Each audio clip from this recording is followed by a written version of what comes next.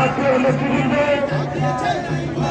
অন্যান্য নেতৃবৃন্দ, ঢাকা মহানগর অঞ্চল দক্ষিণ কেন্দ্রের নেতৃবৃন্দ,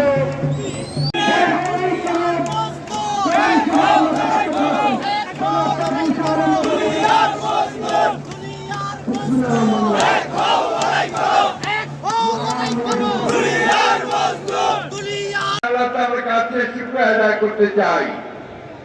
যারা তারা অশেষ সহমতে আমরা একটা ফ্যাসিবাদ মুক্ত পরিবেশে আজকের এই শ্রমিকদের ঐতিহাসিক দিবস মে দিবস পালন করছি বন্ধুগণ।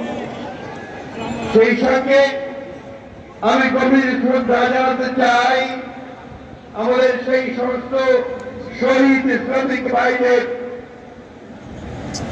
যারা 1886 সাল থেকে তাদের অধিকার রক্ষার জন্য তারা প্রাণ দিয়েছেন, বুকের তাজা রক্তের রাস্তায় জেলে দিয়েছেন, যারই প্রতীক আজকের লাল রং।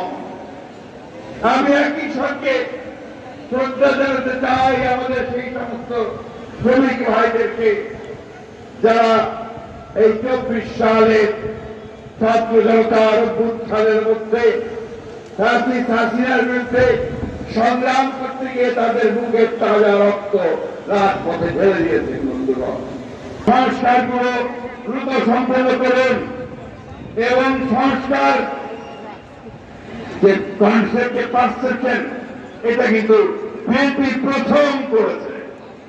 1975 সালের 1-2 শাসন ব্যবস্থা বাকশাল থেকে পট পরিবর্তনের পরে আমাদের নেতা শহীদ প্রেসিডেন্ট জিয়া রহমানি সেই বহুদলীয় গণতন্ত্র নিয়ে সে সংস্কার শুরু করেছিলেন।